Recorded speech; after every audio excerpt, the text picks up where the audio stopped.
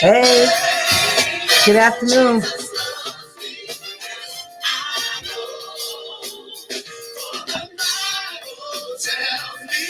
Hey, welcome.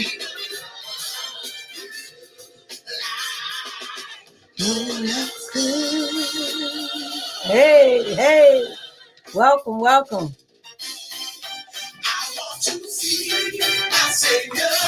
That's from Full Effect Gospel Ministries Mass Choir, our CD that dropped some years ago. 15 songs. That was 2006 that we dropped it. You guys are welcome to get Full Effect Gospel Ministries CD. This is called Jesus Loves You. So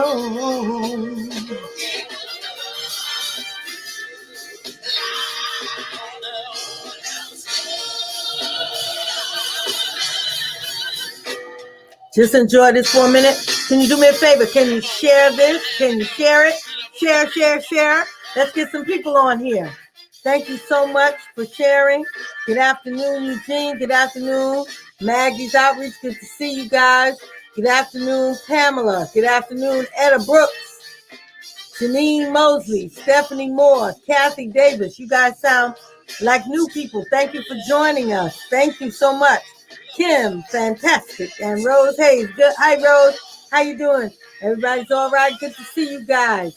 Good afternoon, Dana, Regina, Cheryl, Cheandra, my sister, Lisa, Joelle, Yolanda. Good to see you guys. Hey, Grace, Dee. Hey. We're going to love you like he will love you like no one else could. I think I'm going to play that again. We're getting ready to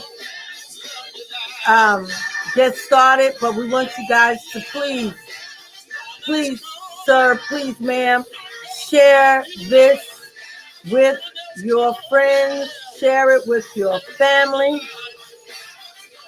and let's get at it. We're going to have a good talk today. Hey, that's Demetrius Griffin. Nobody else can love you like you can. I hope y'all enjoying this like I'm enjoying it. Can you guys hear it? No. Can y'all hear the music? Because I'm having a time in my office today. Hey. Hey.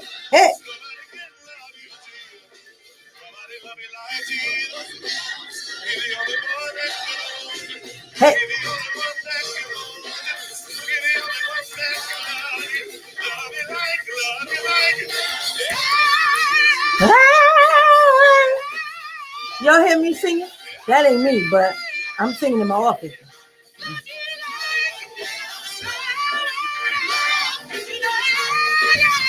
Hey. Woo!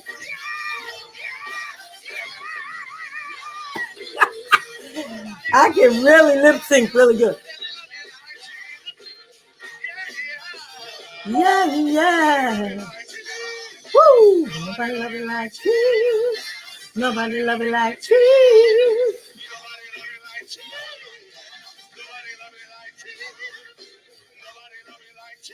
Amen. That is Jesus Loves Me by Full Effect Gospel Ministries Mass Choir. It is available on every musical outlet. You can get it on Apple Music. You can get it on iTunes. Wherever good music is sold, you can always get Full Effect Gospel Ministries music. I'm telling you, we do a lot. Full Effect is a church that is will find your gifts. And if you believe it, and we believe it, and God said so, we'll put you out there. Amen. Thank God for Bishop McGinnis, who is such an innovator and such a creative mind and such a helpful man of God. He doesn't have to be the person that's doing the singing or the writing, but he will promote. And I'm so grateful to God. That's one of our old older CDs that we did it some years ago, but it still packs a powerful punch. Even that song, I love that song. I love all the songs that are on there. And we have some new music coming out. I know some of you have seen our post. Pastor Trey and the Few has some new video and new music coming out, songs you've never heard before, but they'll have you toe tap and have you bouncing. And so it's really in the making, and we're doing everything that we can to make sure that we leave this world empty. I'm not trying to go to my grave with a bunch of creative ideas and a bunch of woulda, shoulda, coulda. I heard somebody say shoulda, woulda, coulda are words we don't use. They only upset us and give us the blues. So everything that the Lord puts in our hearts to do, I think we should do it. I think you don't go to heaven with a hearse truck, not a hearse, a U-Haul behind you. You can't bring anything with you. So like I say, in my natural life, I do so much in one day that I say I deserve my sleep. When I go to sleep at night, I have completed everything that my physical body could possibly produce for that day. And I want somebody to say the same thing at my funeral, that she deserves her sleep. She worked while it was day, and a night cometh when no man can work. So I think that everything that's in your heart, everything that's in your vision, everything that's in your dream, you should do it. You should make some effort at it, and stop with the excuses for why you haven't done this.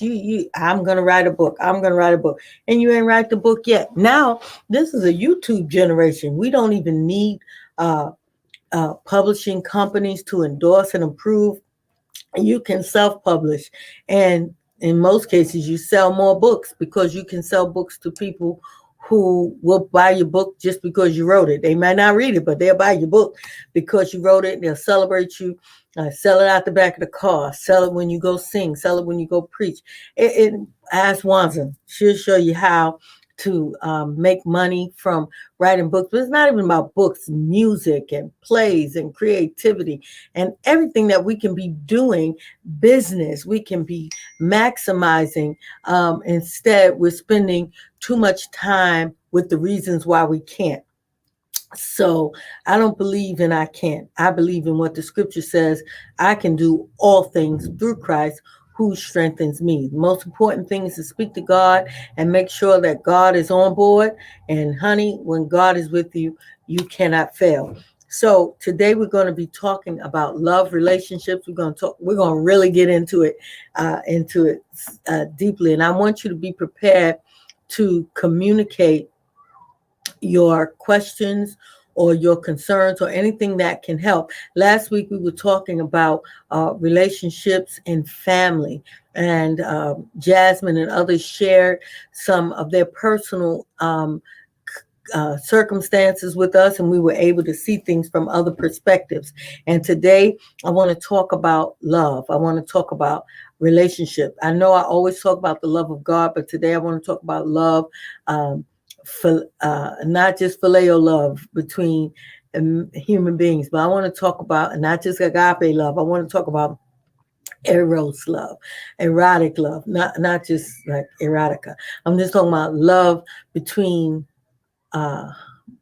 men and women and relationships. Of course, we know that there are all kinds of love relationships besides men and women, but I told you I speak from a Christian worldview, and I don't support, I don't condemn, but I don't speak from other perspectives. So I want you guys to hang out with me, and I want you to please invite as many people as you can to our live today. I want to remind you, love for baby True. I tell you, I'm in true love, no pun. Me and my baby True, I never knew love like this before. And that's the truth. And I said that to Chelsea last night. She says, well, I'm offended. I really didn't mean that I didn't love her like that. It's just that something happens. And I've heard people say that something happens when you become a grandmother. And I don't listen to everything people say, but I'm telling you, they were dead on it with that. I am over the top. Anyway, I'm getting distracted. Jackie, you got me distracted. Okay. So I want to remind you guys that Healing Truth Women's Ministry is celebrating 1 year. Whoa! 1 year anniversary. I'm excited. As you can see, I'm wearing my Healing Truth Women's Ministry t-shirt. That's why I keep backing up so y'all can see my t-shirt. And so we have hoodies that are available for sale and now t-shirts. Today, however, is the last day to order any of these t-shirts if you want to wear it on Saturday. And Saturday, we're rocking hoodies or t-shirts.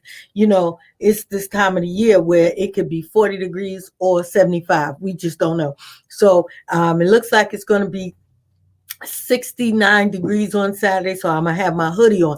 If it get hot, I'm gonna take that hoodie off and put this t-shirt on. But either way, we're gonna be dressed comfortably. You can wear your jeans, you can wear your sneakers, you can wear your Timbs, whatever you want to do. It's gonna be a worship segment like Christine Kane. We going in like Christine Kane.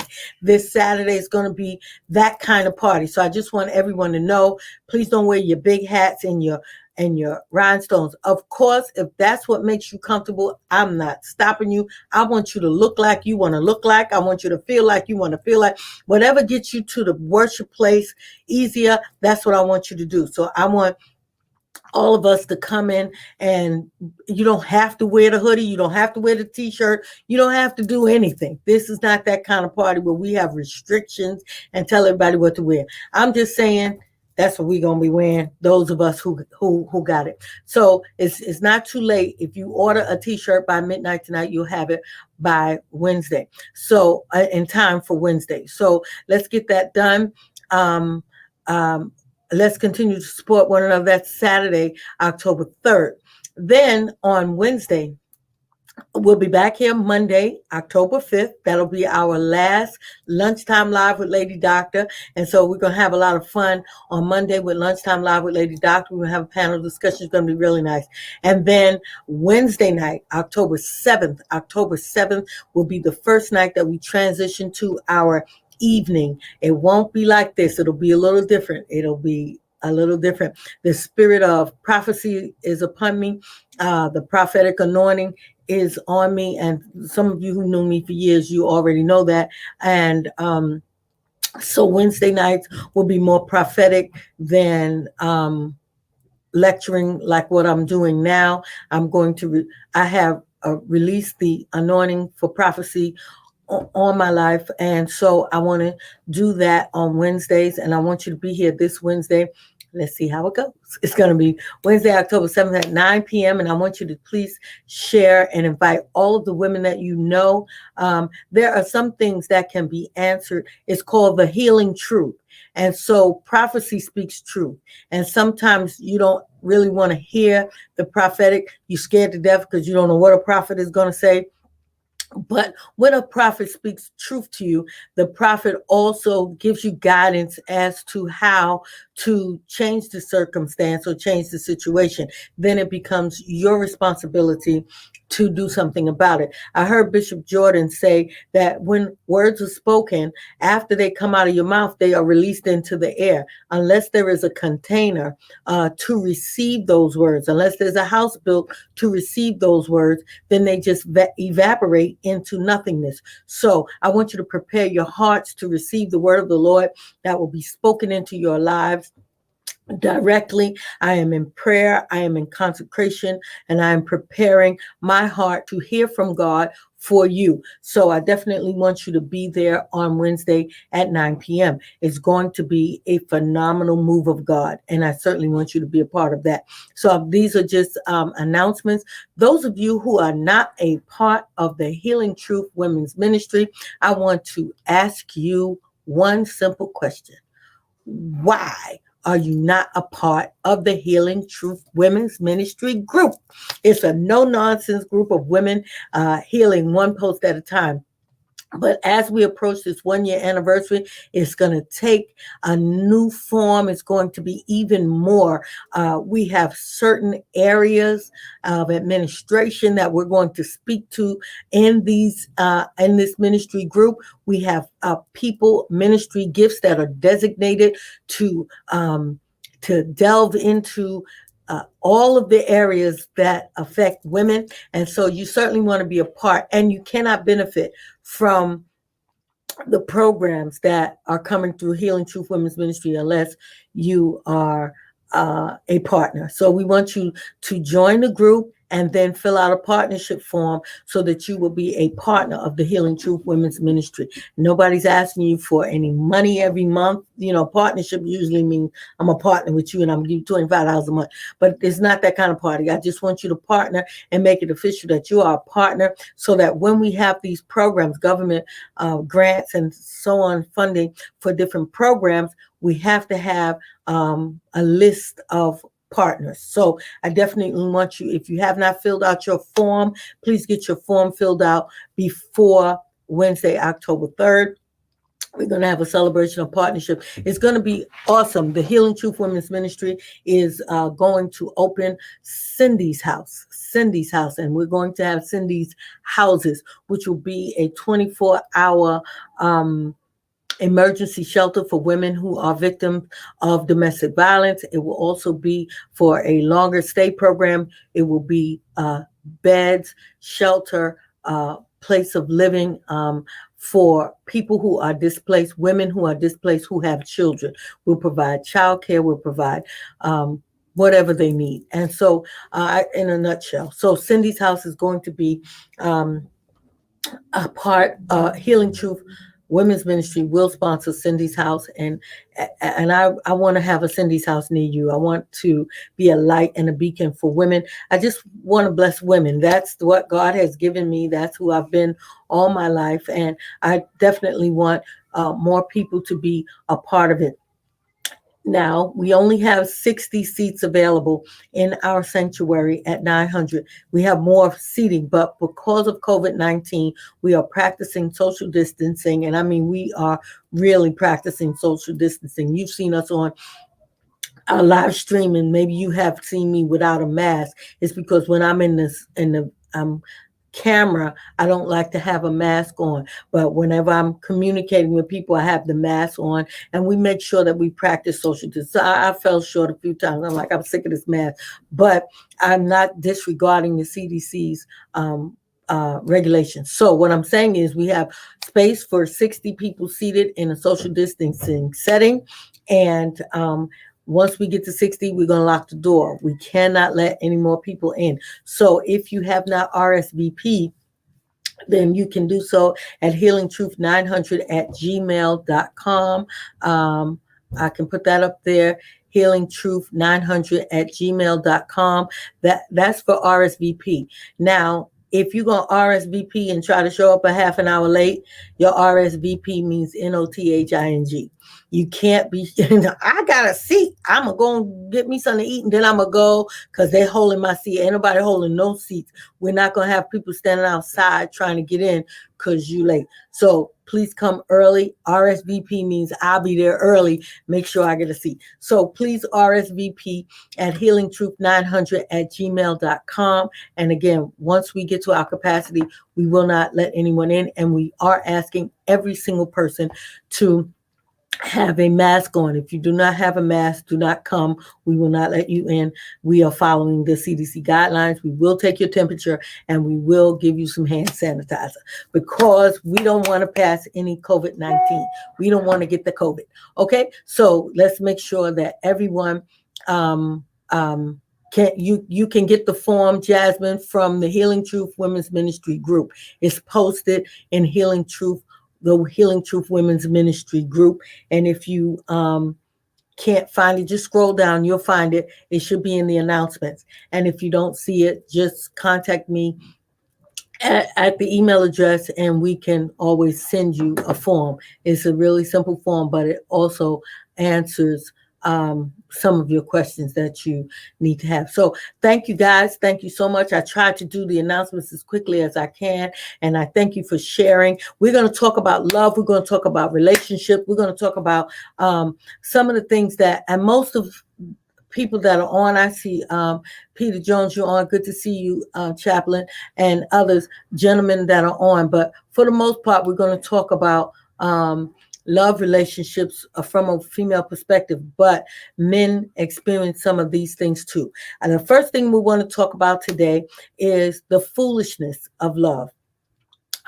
Have you ever done something crazy that was just foolish and stupid because you wanted to be loved? I don't even need anybody to answer, because I believe that most of us have done some, let me just not get there. I just put this announcement up. Jasmine made 57 masks. So don't bring your mask. Wear your Healing Truth mask. Thank you, Jasmine. That is awesome. You see what I mean? People who love God always make other people happy. So that's going to be cool. We're going to have Healing Truth Women's Ministry mask she made for us. And thank you. I didn't even ask her to do that, but she was kind enough to do that. So you're going to get a mask if you come. So thank you so much, Jazz. Now, let's get back to our subject. We're still talking about the law of love. If you didn't get your book and you were on, just send me an email. I will send you the book. Otherwise, you can purchase it at payhip.com, and I'll put that up for you as well. Love is somebody said, a mini splendid thing, but love can be so complicated. Relationships can be so complicated, and so much so that when you ask people, are you in a relationship, some people just say it's complicated.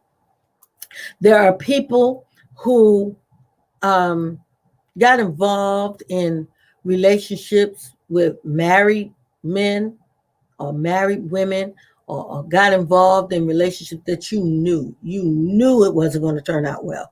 You knew it was going to be a mess. You knew it was wrong, but you wanted to be in love.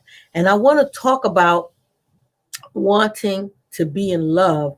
A lot of, and I always talk about redirection and seeing things from other perspectives. I always talk about empathy and empathizing with other people, trying to understand why people do what they do, because it's very easy to make a judgment. It's very easy to say, if you are the wife of someone who had an illicit affair, then the girl that he's with can very easily be called a skank, a floozy, a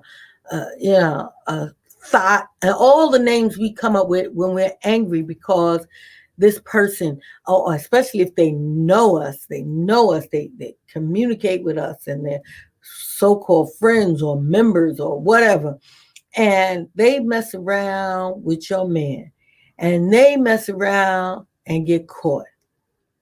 We come up with quickest, I don't even want any of y'all to start saying what you would call this girl.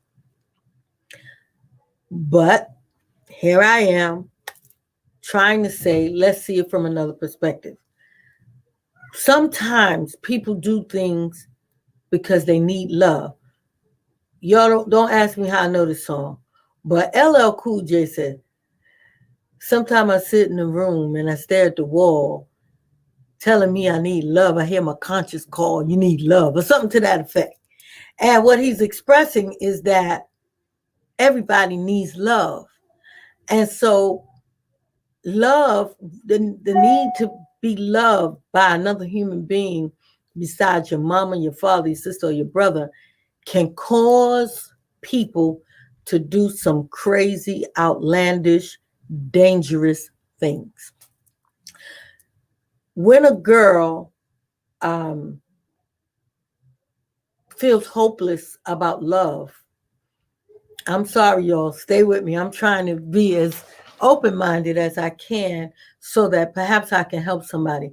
I know that there are young women around here maybe watching or maybe on but not saying anything, that have done some ridiculous, stupid things, and you're beating yourself up because that was stupid. You knew it was stupid when you were doing it, but you wanted to be in love. You dated some dude that told you everything we do together, baby, is private. I don't put my business in the street. I don't kiss and tell. And so you fell for the okie doke because you wanted to be loved. You wanted to feel like you belong to somebody, or somebody was attracted to you, or somebody wanted you. And so you got played. I mean, come on. It happens. And some of y'all that's up there, never me. That wasn't me. I ain't never get played. I ain't talking to you then. I'm talking about some of us who may have just fell for it and went for it and knew you were in a situation that would not end well, but you said, I'm gonna ride it till the wheels fall off. I'm gonna be happy. I'm gonna do me. I'm gonna take care of me. And then maybe it's because you had a failed relationship, or you are in a relationship where you don't feel valued, you don't feel loved, you don't feel needed, you don't feel wanted, you just feel like you're in a mess. And somebody comes along and makes you feel like you need to feel. And even though it's an illicit relationship, or it's a dead end situation, you did it anyway because you wanted to be loved. And then you live by the adage that says it's better to have loved and lost than never to have loved at all. I get it. I get it. I get it. And I know that it happens to people. So that's why I'm here. That's why I'm here, because I got to keep it 100, because I can't make people think that I am untouchable and I don't understand some of the reasons that women get into those kinds of circumstances and situations. If you think this is something, it's going to get a lot deeper. So you didn't share it yet, please share it. If you know somebody that this is going, and you see where it's going, and you know it's going to help somebody, share it. We got some more time.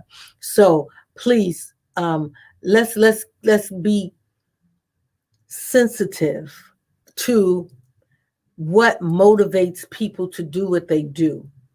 I know that when I spoke about drug addiction, I spoke from a perspective of a drug addict who said they hated going to get the drugs.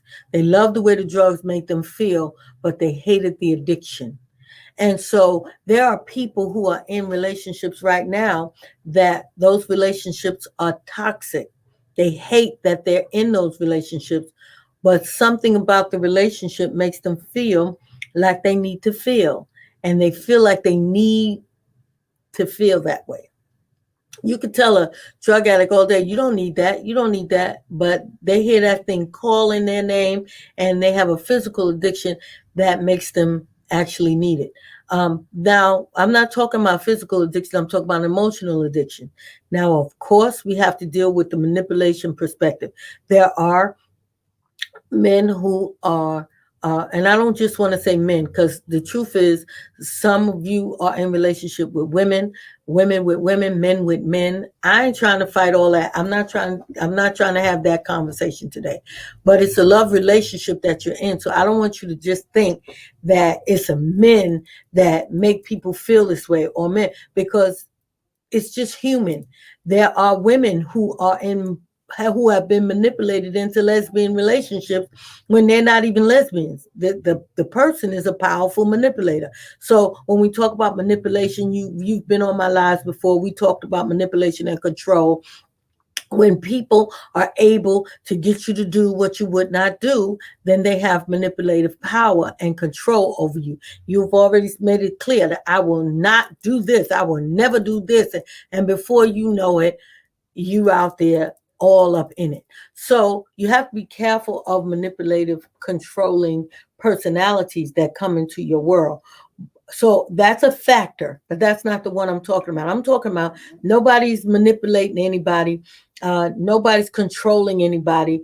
We made a choice to get in a relationship, knowing the repercussions, knowing the problem, and maybe cried because You didn't want to get it into this kind of, that's not the plan.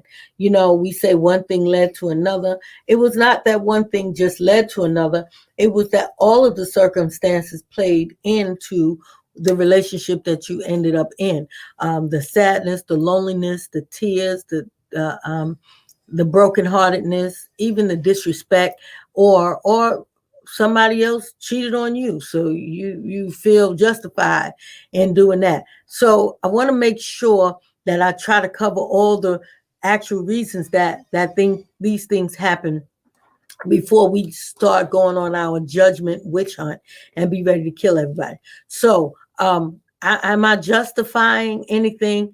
I'm not the justifier because I'm not the condemner. I'm not on here trying to say this is good, this is right, and this is wrong.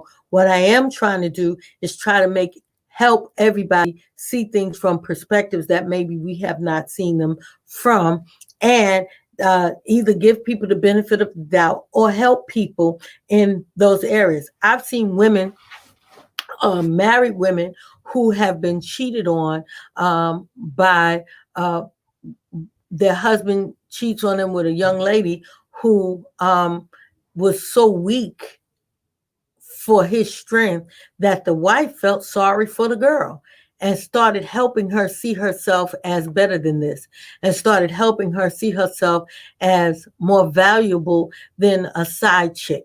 I know you don't believe me, and maybe I saw it on Lifetime TV. Maybe it's not real, but I know that it is possible where people can say, you know what, I'm mad at him because he made me a vow, he made me a covenant, and he broke our covenant.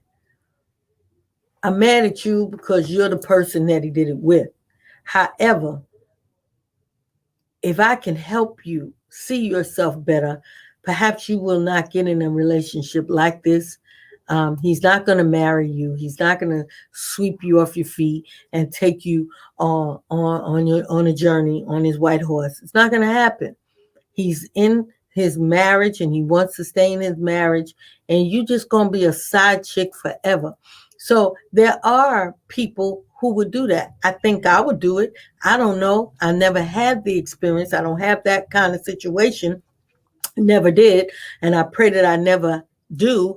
But because of life, because of what I've learned in time, because I've learned the power of redirection, restoration, and healing, and love and forgiveness that I've learned from Jesus Christ, I realize that people do things that they don't want to do. And when they get in situations, sometimes they appreciate help, whether it's from the wife or from somebody else. They appreciate the help. And then there's others who just say, listen, I wanted him because I wanted him and he wanted me, and it is what it is. If you was doing what you was doing, he wouldn't want me. You get those people a little more time, because you don't spend a lot of time with that kind of attitude, because then it's going to be a fight. Somebody going to get clocked because you ain't going to hardly stand up there and have that attitude. But people who are repentant, people who are sorry, people who are not that kind of person, there's hope for them. And I think that somebody should minister to them. Somebody should help them see themselves, because the problem is not about who they're with. The problem is not about, what they're doing. The problem is how they see themselves.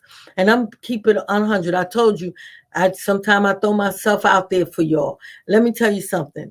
As a young girl in ministry and in church, I came from a little church where it wasn't hardly no people.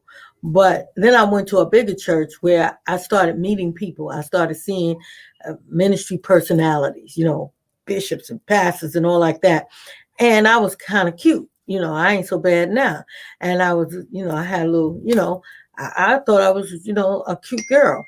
And they surely reminded me that I was a cute girl. And I found out that these buzzards, these married men, they did this stuff all the time. They picked up on young girls and promised them whatever. I don't know what it was about. But when they started pushing up on me, I started saying, what is it about me that makes you think I would do this? Do I look needy? Do I look hungry? Do I look weak? Do I look like I need something from you? Then I would get an attitude and say, you a broke preacher. You ain't even got a doorknob on your church. What the heck you think I'm going to do with you? You know, you get insulted. I got insulted by their measures. I got insulted by their, the concept made me say, what do I have? A sign on my head that said weirdos welcome? What do I look like? What's the matter with me? I don't have no, what? And I started saying, what am I showing these cats that make them think that I would be that girl? I'm not that girl. And so everybody doesn't take it from that perspective. They start saying, you know, he thinks I'm fine. He thinks I'm beautiful. He thinks I'm good looking. He likes the way I look. And so we start feeling, you know, happy that and disregarding the facts that, son, this is your pastor, or this is your bishop, or this is somebody else's husband, somebody's father. And instead of seeing the big picture, we only see the picture from the place where we have a need. Am I doing too much? Am I doing too much? Am I going too far? I want you to know that it's about self-esteem. It's about how you see yourself.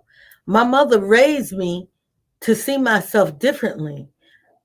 My pastor taught me concepts about the scripture to see myself differently.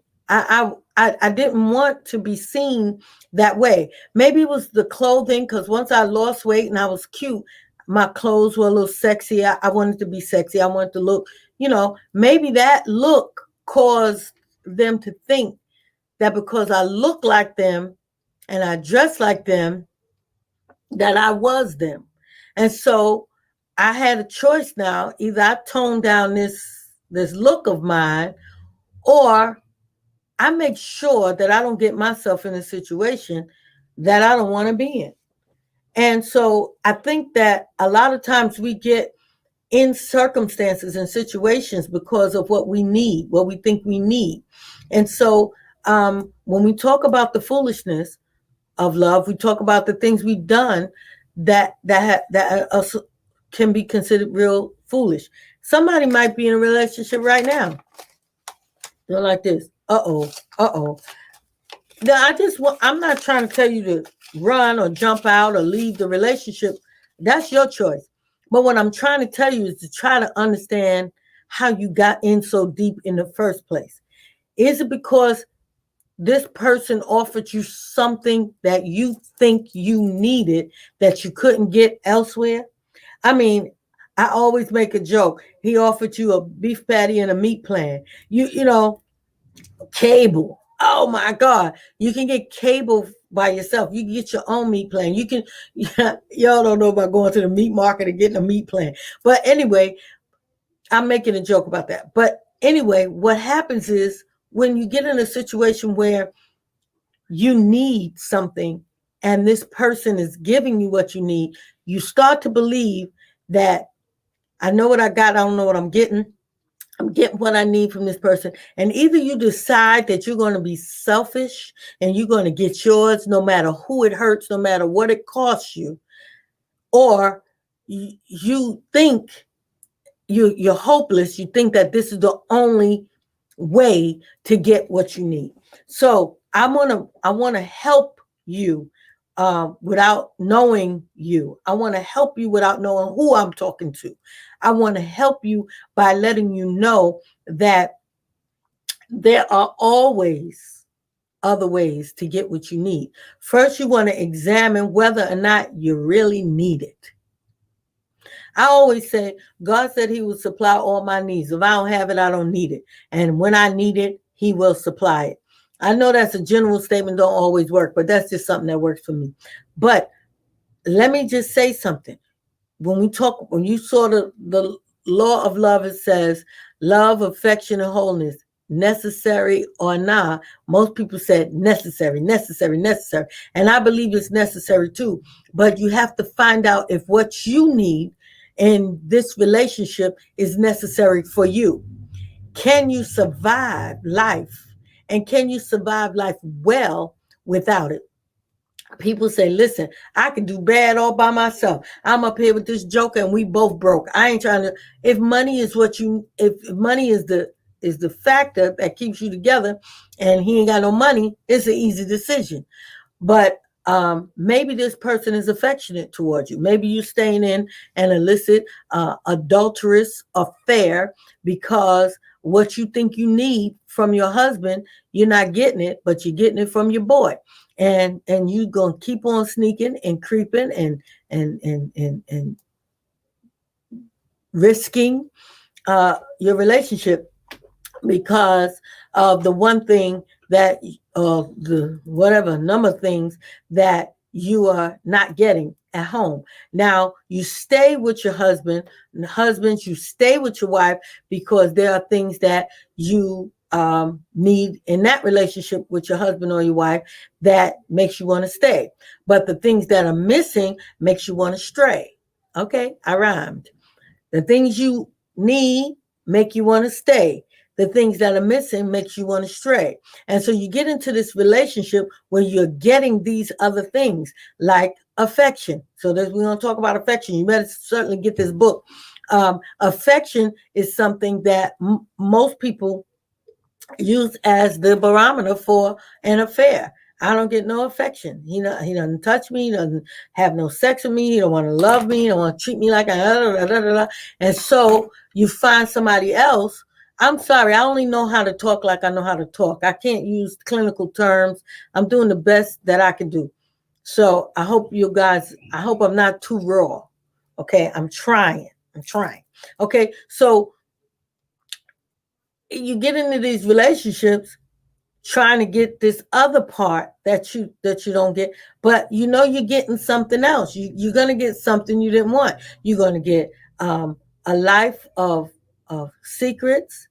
You're going to get a life of looking behind your shoulder, and then you're going to have to deal with that guilt.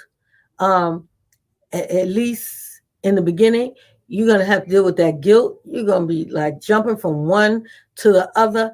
That's a lot of pressure to be under, and that's really a hurtful thing. And you got to keep on justifying it to continue it. Now, you didn't ask for all of that, but that's what comes with the decision. That's a part of the decision. So either you try to make what you have work, or stop being like we tell babies, you can't have it. You can't have everything you want.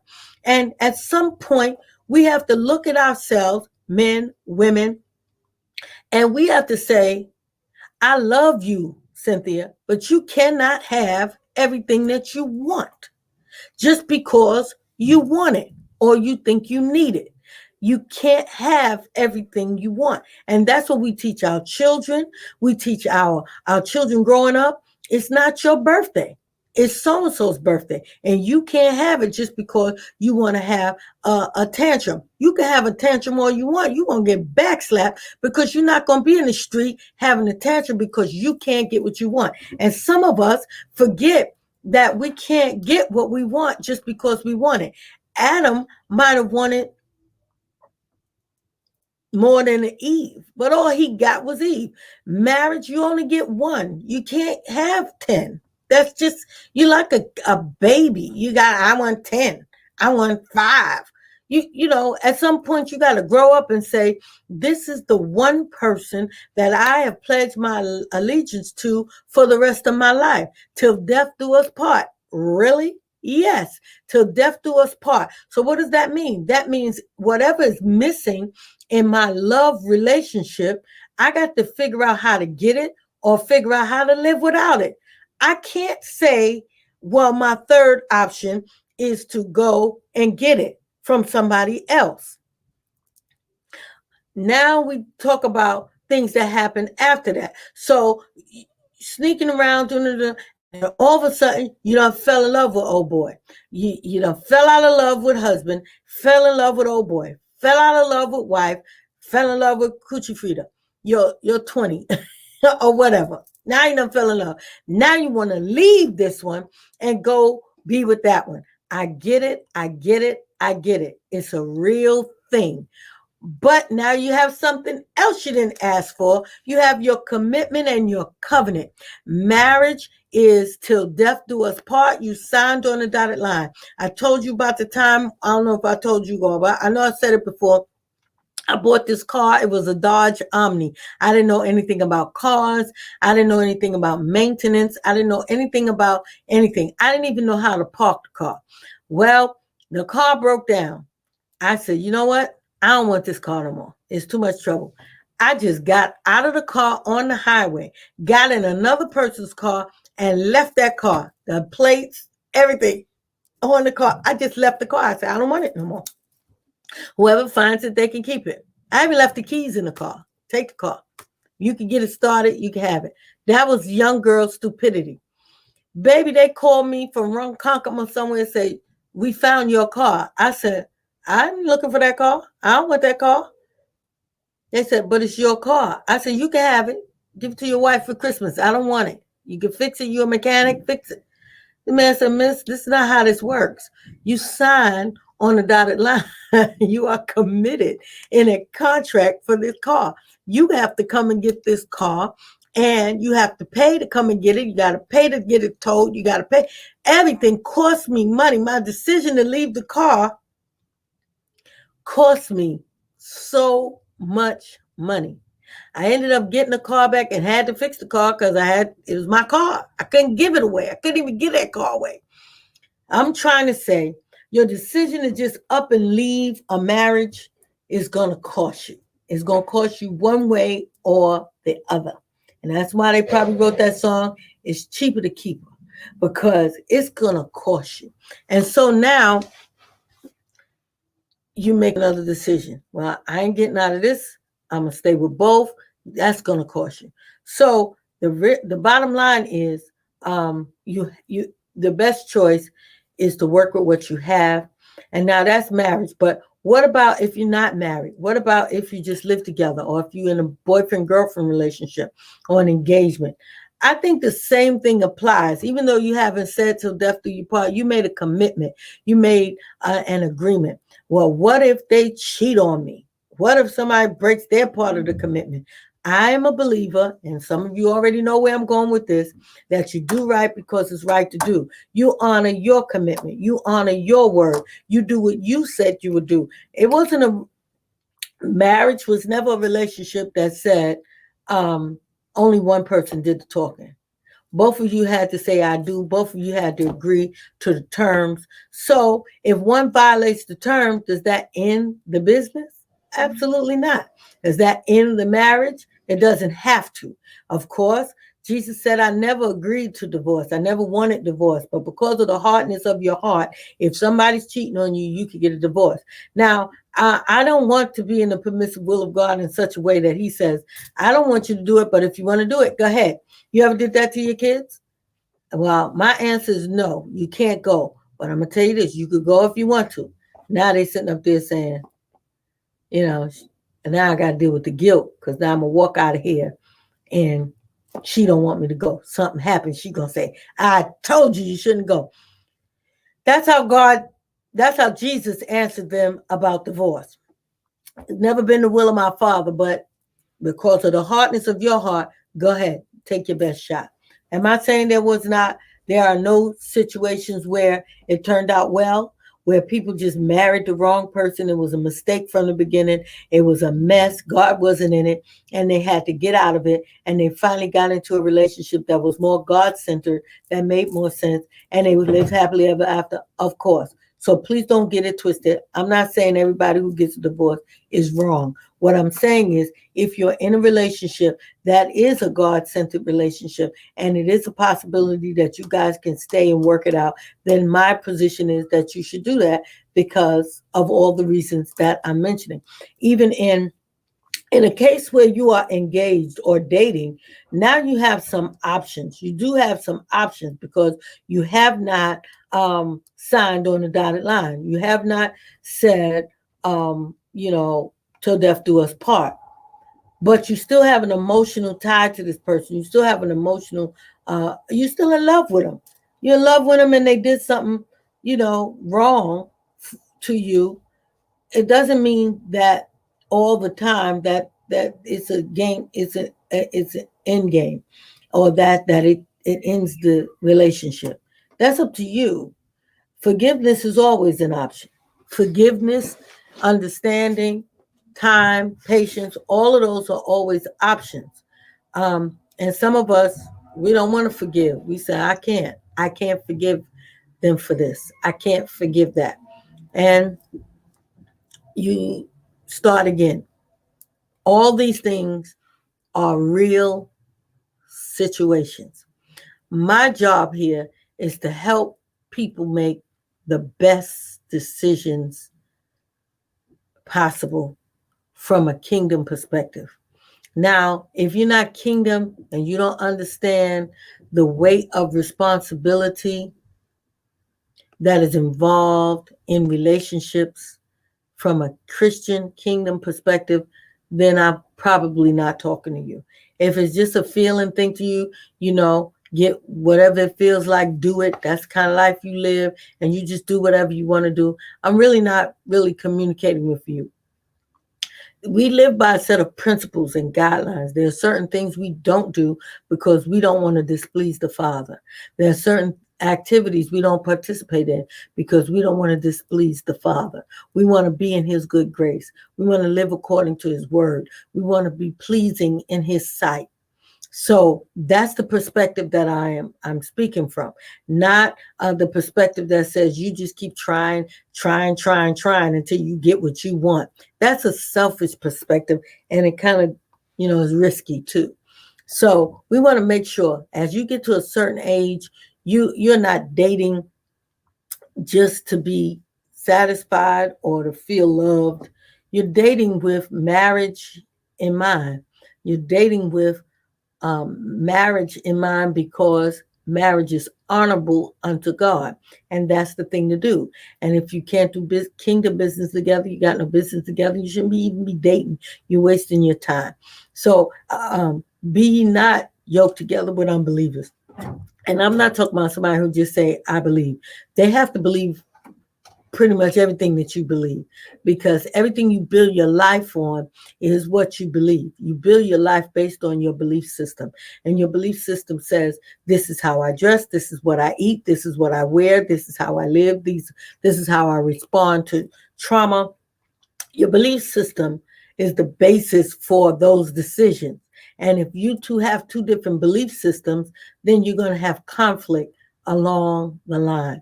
So I'm not talking about just saying yes because they go to your church and they sing on your choir and they love your pastor. I'm talking about kingdom principles that you have acquired to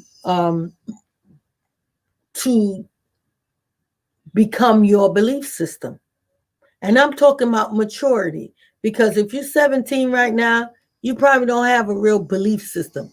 I had one at 17, so I know there might be somebody. You 15, you really haven't developed a belief system about everything because you haven't experienced everything. You need a belief system about relationships. You need a belief system about life in general. You need a belief system, something that sustains you and keeps you grounded, so that you don't stand for something, you don't fall for anything. This is life. This is real life. And you should have established a belief system before you get into any relationship, so that you can have something to compare, something to say, all right, well, I believe a wife's position is. I believe that about children. I believe this about church. I believe this about God. I believe this about lifestyle. I believe this about how I entertain myself. And all those things become factors. and many more to help you make a decision. Now, after you've made the decision and you've gotten into the relationship, of course, things can go wrong. Somebody can stop praying. Somebody can fall out of their relationship with God, or somebody can get caught up because one is so involved, so heavily minded, they ain't earthly, they ain't no earthly good, and you get in the bedroom and they don't have nothing for you, and you have no touch, no relationship, no nothing, and then all of a sudden you need that, and you meet somebody on a job or wherever, in the choir or wherever, and one thing leads to another, and you start getting what you're missing. That's how these things happen. So somebody can fall short, but we all have sinned and fallen short of the glory. That's why we have to continue in prayer. We have to continue in practicing the principles of the kingdom. And nobody's exempt. Nobody's exempt. Sometimes, we feel like, oh, I'll never do that. I already know. I ain't never gonna. I'm smart enough to that. And then if anything can happen. I don't even know what, but things obviously happen because people who are smarter than that, people who know better. I know people 55 years old just now getting on crack. I'm like, everybody knows you get addicted to crack, you gonna have what's wrong with you? At 55, you don't know not to try it, but something in their lives trigger them to do those kinds of things. So this our responsibility as fellow kingdom citizens to help one another. Where are you going? Where's your mind right now? What's happening in your heart that's causing you to feel? When people start telling you they're lonely, they're feeling depressed, they're feeling bad, they're feeling suicidal, listen to them and try to help them, but not telling them what to do. Just listen and see where their mind is, because they're saying to you, I hate myself. I don't like myself. And as soon as somebody comes along to make me feel like I love myself, then I'm going head on and I'm getting ready to be in a mess. So we have a responsibility to one another. And if I had more time, I would certainly deal with a little bit more of this and talk a little bit longer. But I promise you that I wouldn't be on here longer than an hour once a week. I know some of you are saying you need to be on here 2 or 3 times a week with this conversation. I may come back one time this week just to finish this conversation, but I did want to puncture a hole in it. Let's get it started. Let's start examining our relationships, examining why we got in these relationships. And I'm not talking about your marriage, because, if you've been married a certain amount of times, it's better just forget about why you got in it and let's create another way, another reason to stay in it. Because I'm the stayer. I'm going to stay.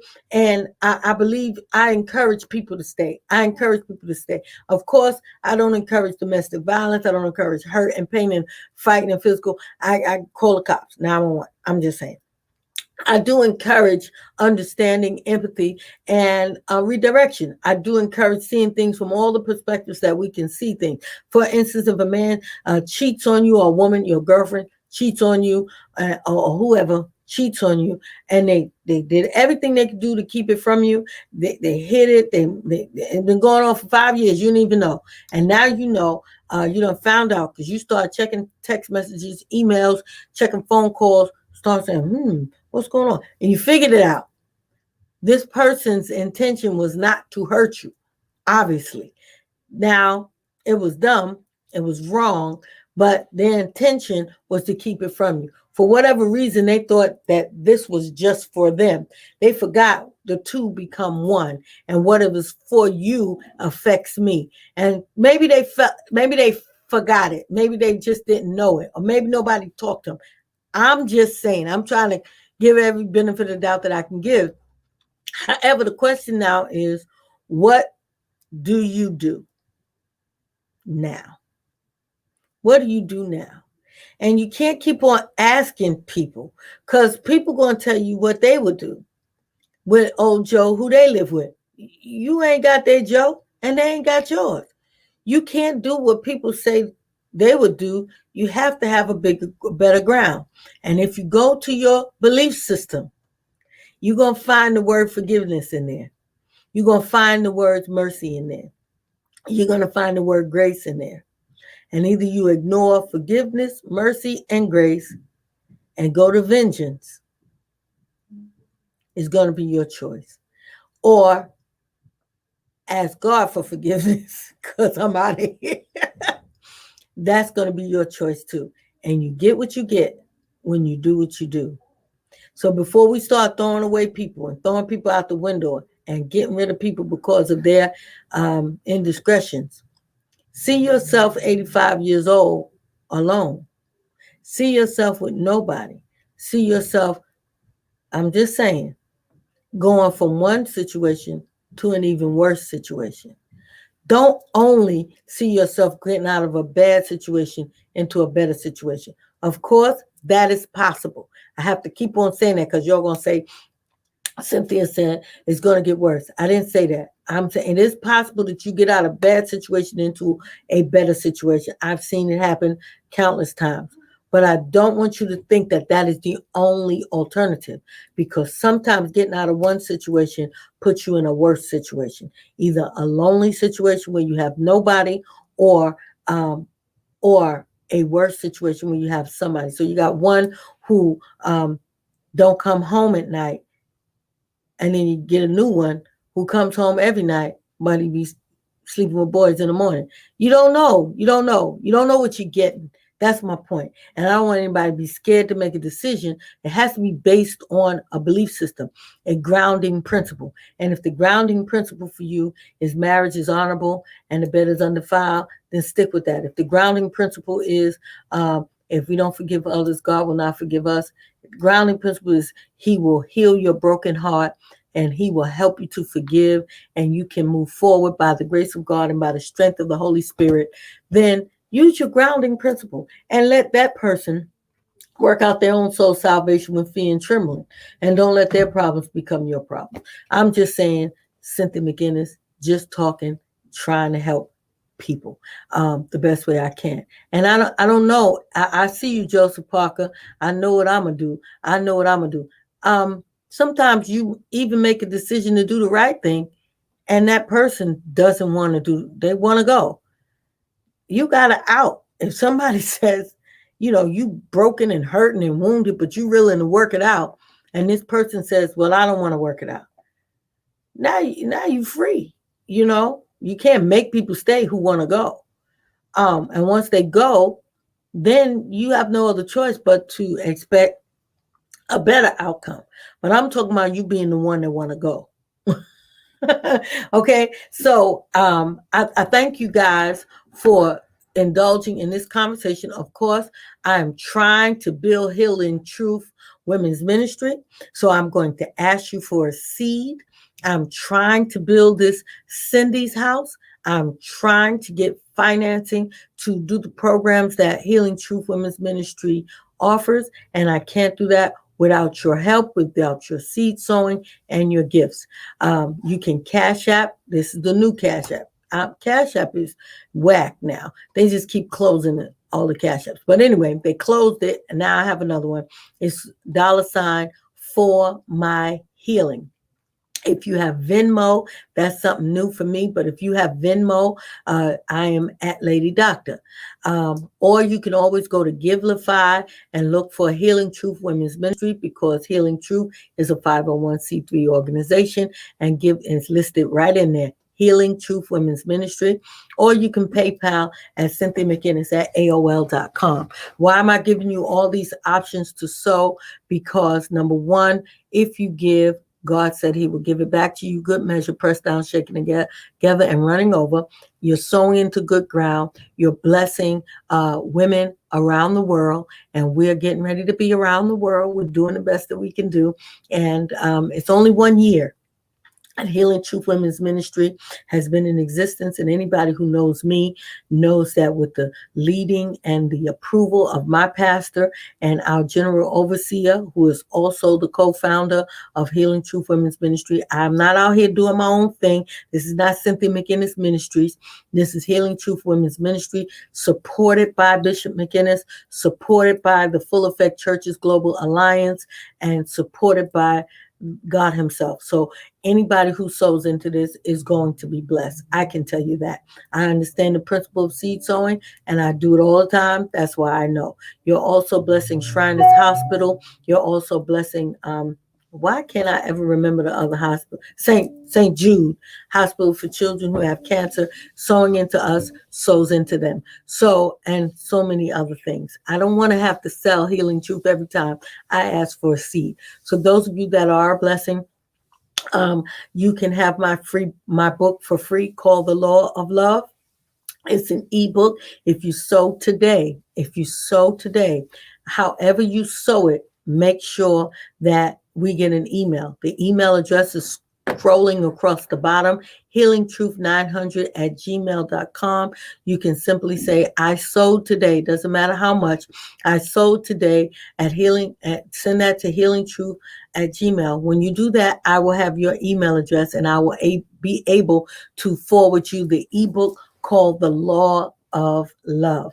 Okay. Anyone else who wants to get a t-shirt for the Healing Truth Women's Ministry for the anniversary, that is the site to get the t-shirt. And then the other thing is, if you want to purchase any books, any of my ebooks, all of my ebook purchases go to Healing Truth. All of your ebook purchases, if you purchase a book from payhip.com, Healing Truth Lady Doctor, then you're sowing a seed into Healing Truth. I'm trying everything. I'm using all my resources, all my abilities, and I'm putting it out there for the ministry. That's what leaders do. So if you buy any books, you're helping. If you sow seed, you're helping. If you show up to the anniversary service and bring a seed with you, you're helping. Anything you do is a blessing. So I wanted to take that time to share with you the payment information or the seed sowing information. I'm not a gamer. I'm not a tricker. I don't play those games. I'm not trying to do anything.